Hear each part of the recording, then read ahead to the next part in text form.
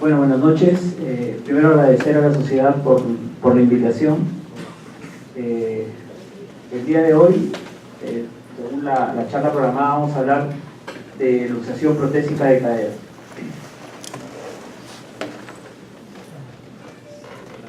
Bueno, es el hospital que ahora está a cargo de presentar esta charla, en el cual yo laboro. Para hablar de luxación de prótesis de cadera, como lo dijo el doctor Marcelo Bizarra en la introducción, a los que hacemos cadera, a los que colocamos prótesis, realmente es un dolor de cabeza, ¿no? Cada vez que nos enfrentamos, porque en algún momento nos toca enfrentarnos, es un reto el poder solucionarlo. Para hablar de luxación de cadera, el contenido de la charla dividido en generalidades, clasificación, etiología, riesgos de reluxación, artroplastía total de cadera inestable, definirla, qué es una artroplastía total de cadera inestable, cuándo utilizar una prótesis luxada y una serie de casos. En cuanto a generalidades, bueno, sabemos que es la complicación más frecuente del reemplazo, luego es la complicación más común luego de un reemplazo total de cadera. La incidencia global, o sea, en todas las series que uno puede encontrar, es del 2 al 3%, y es la tercera causa más frecuente de revisión, y la primera causa de revisión temprana de la artroplastía total de cadera. Sabemos que también las luxaciones precoces son las de mejor pronóstico y podrían resolverse solo con una reducción incruenta, y que más o menos un tercio de estas luxaciones tendrán una reluxación. Para hablar de clasificación, la vamos a clasificar en tres grandes grupos, ¿no? El primer grupo, una luxación temprana, que es la que se presenta el postoperatorio de los 3 a 6 meses, es más o menos el 70%, y si nosotros la queremos tratar de justificar por qué es que se puede producir esta luxación, podemos decir que es por una inadecuada regeneración. Si hablamos de una inadecuada regeneración, podemos decir de que sí, pues cuando uno hace o coloca una prótesis de cadera, uno invade la articulación, tiene que tener un tiempo prudente para que ésta se recupere, ¿no?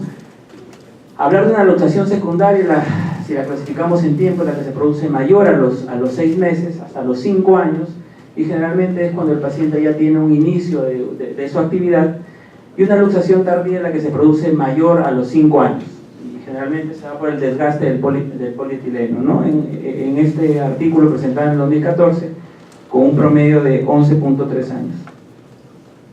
Ahora, en cuanto a la etiología, y acá sí ya viene el desarrollo para tratar de encontrar cuál es la causa de la luxación de nuestra prótesis, la podemos dividir en todos estos ítems, ¿no? Tenemos ver el tipo de abordaje, el tipo de cabeza femoral que vamos a colocar, la orientación de los componentes, el estado de conciencia del paciente, comorbilidades. Todos estos grandes grupos o todos estos puntos a tratar los podemos dividir de repente en dos grandes grupos, ¿no? Las causas intrínsecas o causas extrínsecas. Causas intrínsecas básicamente en relación con el procedimiento quirúrgico o la colocación, la buena o mala colocación de los componentes, y las causas extrínsecas a las que rodean al paciente, ¿no? Las que se asocian pueden ser pues por un tipo de fractura, por enfermedades, por consumo incluso en pacientes de medicamentos o consumo de alcohol en los pacientes, ¿no? Ahora, ya adentrándose o entrando a la parte de lo que es abordaje, clásicamente en estos artículos publicados que todos ya tenemos conocimiento, se dice o se habla de que el abordaje posterior como incidencia global es más o menos el 6.9%, el lateral el 3.1% y el anterior del 0.6 a 1.3%. En nuestro hospital, en mi hospital, el abordaje que nosotros utilizamos es el abordaje posterior o posterolateral, ¿no? 90-95% de los cirujanos, tenemos 2-3 cirujanos de cadera que solamente hacen abordaje lateral, pero la mayoría ya por escuela, podríamos decir, hacemos el abordaje posterior o posterolateral. Entonces, ya desmenuzando todo lo que es el abordaje posterior, vamos a ver que no es tanto así que el abordaje posterior es el que tenga o el que nos lleve a una luxación. Si nosotros vemos en este estudio publicado por Marat en el 2016, si hay una diferencia significativa en cuanto a un abordaje posterior y un abordaje anterior directo, vamos a ver que no es así. Como vemos ahí en el recuadro, no hay una diferencia significativa que nos diga que el abordaje posterior tiene mayor porcentaje de luxación. Más aún, cuando hacemos solamente abordaje posterior y hablamos de reparar o no reparar pelvirrotadores, en este estudio vemos que 75 pacientes con reparación de partes blandas versus 1.480 pacientes sin reparación de las partes blandas, vamos a encontrar un porcentaje de 2.6 versus 3.24. Diferencia no estadística o no estadísticamente significativa.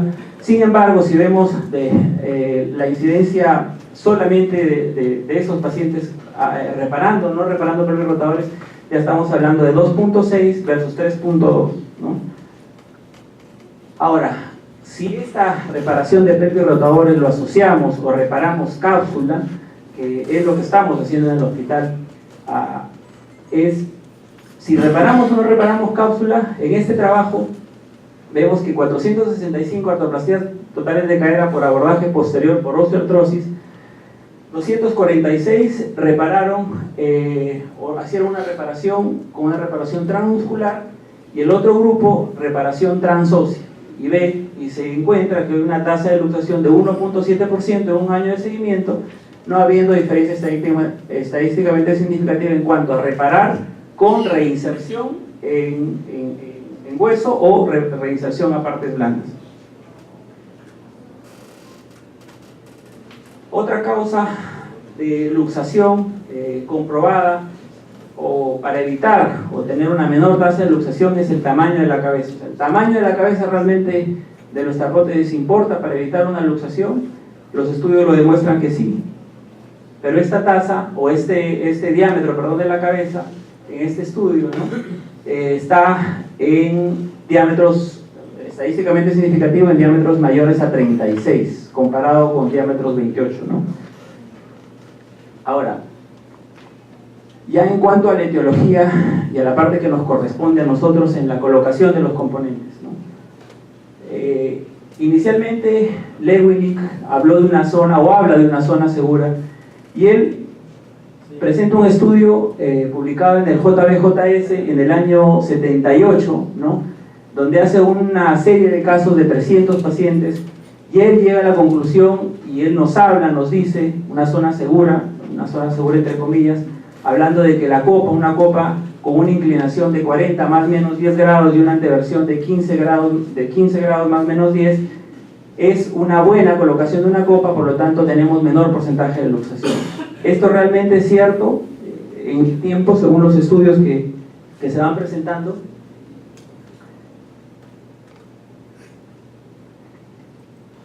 En este estudio presentado en el año 2015, ¿no? Donde la pregunta es realmente solamente el posicionamiento de la copa te evita o te predice un riesgo de luxación. Estudio prospectivo, 7.040 artroplastías totales de cadera, seguimiento 6 meses como mínimo, porcentaje de luxación 2.1%, o sea 147 pacientes. Y si vemos en este análisis multivariable, vemos que realmente puntos rojos es donde se encontraban las luxaciones, ¿no? Realmente, si es que fuera una mala o si solamente la buena colocación de la copa solamente se viera en los extremos, ¿no? O sea, mayores a 40 y el color rojo, y mayores a los 15 grados, y vemos que también encontramos luxaciones en el grupo de buena colocación. Por lo tanto, una colocación de una copa en los parámetros dados por Lewinick no te garantiza que esta prótesis se vaya a luxar.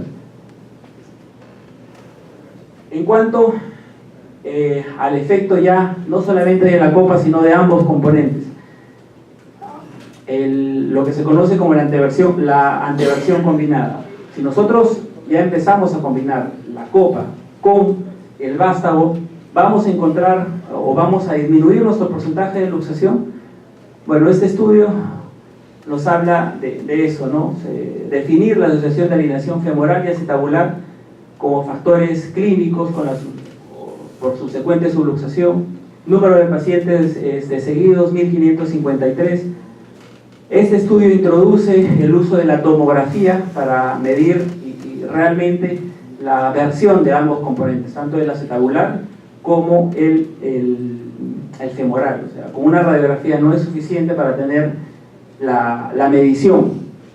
Entonces, a la conclusión que llega este estudio es que, como vemos acá en el primer gráfico, solamente de la versión de la copa, no luxación, una anteversión promedio de 24-25, ¿no?, grados.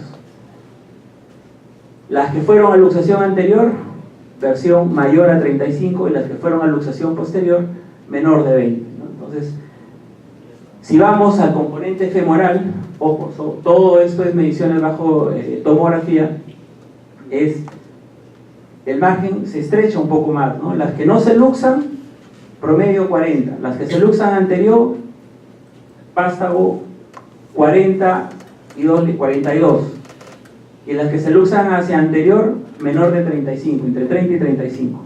Ahora, si hacemos, en este estudio, presentan una combinación de ambos, y realmente sí encuentran diferencia estadísticamente significativa, ¿no? Entonces, se llega a la conclusión de que una versión, o el colocar una anteversión combinada promedio entre el vástago y el componente acetabular de 64.6 más o menos 15 grados es la ideal para tener un menor porcentaje de luxación. Si estamos en parámetros mayores, vamos a tener una luxación anterior, y si tenemos en parámetros menores, vamos a tener una luxación posterior. Ahora, ya tratando de explicar una luxación en cuanto al motivo de reemplazo por secundarismo, o sea, una coxartrosis secundaria de lo que vemos muy frecuente acá en nuestro medio, a displasia congénita de cadera, ¿no? Básicamente en este estudio, y lo remarco ahí en rojo, es que mayor tendencia a luxación en coxartrosis secundarias a una CROP4, ¿no? Y en cuanto a una etiología previa de cirugía de cadera y subsecuente colocación de prótesis, vemos que en este grupo dividimos a osteotomías periacetabulares, osteotomías de Chario, acetabuloplastías. Vemos que el mayor porcentaje de luxación se da en osteotomías periacetabulares. El otro factor demostrado para la luxación es la obesidad. Realmente la obesidad es una causa, es un factor de luxación de prótesis de cadera, sí, 5 veces más, pero con un índice de masa corporal mayor a 35, ¿no? Ahora, actualmente cada vez se ve más pacientes con fusión de columna vertebral, y realmente esto influye en tener una luxación posterior. Sí influye por los mecanismos que ahí se presentan. Obviamente, si nosotros tratamos de evaluar o tratar de explicar cada ítem que he tocado de manera concisa, es motivo de una charla. Lo que estoy trayendo son básicamente las conclusiones, ¿no? Y la pregunta que sigue es: ¿y en quiénes habrá una reluxación? ¿Y qué es lo que demuestra la evidencia? Es que en este estudio una luxación de una prótesis, ¿no?, con el riesgo de reluxación, este estudio fue publicado en el 2012, seguimiento 6.554 prótesis totales de cadera, luxación 1%, 67 pacientes. La tasa de reluxación fue de 68.5% para pacientes que utilizaron bracer versus 69.2% para pacientes sin bracer. Aquí, en este estudio les digo que a pacientes que tienen un primer episodio de luxación, el colocar en un bracer me va a evitar que no se vuelva a luxar. Mentira. Le pongas o no le pongas bracer, o la férula deductora de cadera, 68% poniéndola y 69% sin ponerla. ¿Te evita que se vuelva a luxar? No te lo evita, ¿no? Pero, ¿cuáles son los factores que te predicen el riesgo de una reluxación? Sí, son dos, según este estudio. Es el tiempo de la primera luxación y el abordaje. Entonces se concluye que mientras más temprana sea la reluxación combinada con un abordaje posterior, tienes mayor probabilidad estadísticamente significativa de que esa prótesis se vuelva a luxar. Ahora, ¿qué es una cadera inestable? ¿O cómo definimos una cadera inestable? Una cadera inestable es aquella que tuvo más de un episodio de luxación de la misma. Entonces, en este estudio, es un estudio observacional, es un seguimiento, es una corte publicada en el 2014, donde se entraron a este estudio o se siguieron a 2.893 artroplastías totales de cadera y se seleccionó las 70 luxaciones que tuvieron en un primer tiempo. De estas 70 luxaciones, ¿no es cierto?, 28 fueron estables, que quiere decir que se solucionaron con el primer episodio de reducción incruenta, y 42 fueron inestables. Entonces la definición de inestabilidad es las que tuvieron, como le dije al principio, más de un episodio de luxación. Y las dividieron en 3 grupos. El primer grupo, una luxación recidivante recurrente, tratada, que fueron 10, tratada con continuas reducciones cerradas. 22 pacientes fueron sometidos a una revisión, ya sea del componente acetabular o femoral, y 10 terminaron en GIRLES, como sin prótesis total de cadera. Entonces, en este estudio se llega a la conclusión de que el factor o los factores causantes de una reluxación no son únicos, sino son múltiples.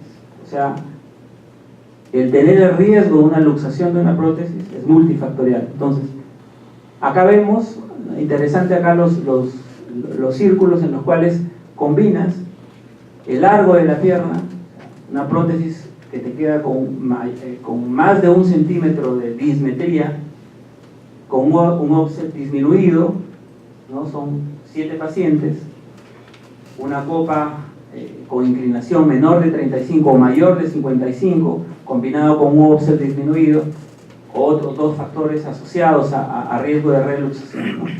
Y más aún, en este estudio entraron también pacientes, que es lo que siempre se habla, pero aquí ya se demuestra de que el riesgo de tener una luxación en pacientes sometidos a prótesis total de cadera por fractura de cuello femoral.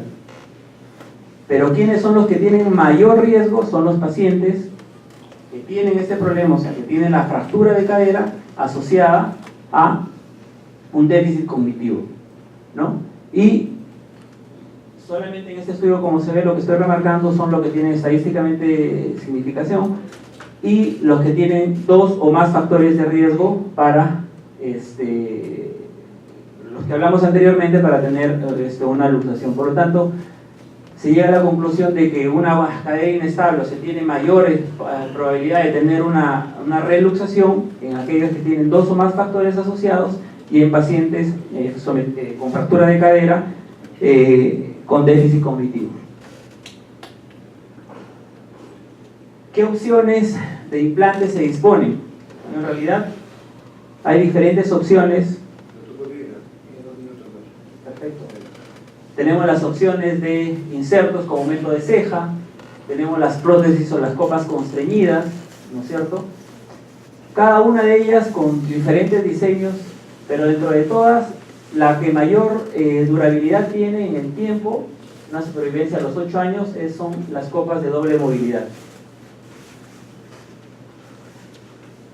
¿Y cuándo cirugía de revisión? Bueno, igual en este estudio se ve cuáles son los factores, o cuando uno entra a un proceso de revisión, ahí tenemos los porcentajes, ¿no? ¿Qué es lo que más se revisa? Y ya para terminar, una serie de casos por los que he tenido que pasar o he pasado. Acá tenemos una paciente mujer de 47 años, como vemos, una displasia leve, ¿no es cierto?, que fue sometida a una artroplastia total de cadera. A las 2 semanas postoperada, 4 semanas de post-cirugía, llega a la consulta con una luxación anterior, como podrán ver ahí, Entonces, ¿cuál es el análisis? Es que una displasia de cadera por la ausencia de la pared anterior tiende uno a colocar los componentes más anteversos. Efectivamente, tienes los dos componentes anteversos colocados en anteversión, por lo tanto tienes una luxación anterior como la que se muestra ahí. La solución es cambiar uno de los componentes, se revisa la prótesis, se coloca el componente acetabular casi neutro y la paciente 2 años posoperada sin ningún problema. Este otro caso es un caso que llega de provincia, una luxación inveterada, 2 años el paciente caminando con esa artroplastía. Las fallas son evidentes, es una copa muy lateralizada, el centro de rotación no ha sido el adecuado, y se hace el estudio tomográfico de este paciente, se evidencia efectivamente que es una luxación anterior con un componente acetabular alto y anteverso. Se procede a la revisión, la radiografía 6 meses por cirugía, en la cual simplemente lo que se hace es mejorar el centro de rotación o dejarlo en el centro de rotación ideal, se le coloca un aloinjerto y el paciente incluso se alarga la pierna y el paciente 6 meses postoperado sin ningún problema.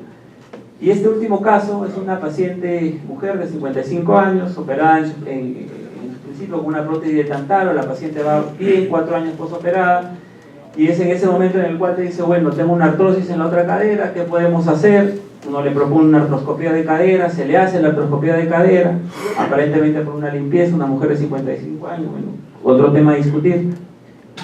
La progresión no es buena, 8 meses post cirugía, hace una artrosis por necrosis avascular, se le entra una prótesis total de cadera, se le coloca la prótesis, 45 días post cirugía, te llama la paciente, doctor, tengo dolor, acortamiento de pierna, llega a la emergencia, ves que esa prótesis se ha luxado hacia posterior, primer episodio, la reduces, la tienes 2 meses, la tienes con el bracer, le quitas el bracer, empieza la marcha, se vuelve a luxar y ahora ya aparece una luxación anterior. Se decide la revisión y en esta paciente lo que se hace es cambiar de componente, todo el componente acetabular, se medializa más, se coloca un aloinjerto, se coloca una copa menor y esa es la radiografía 4 meses por revisión. Bueno, ese es el último mensaje y gracias por la invitación.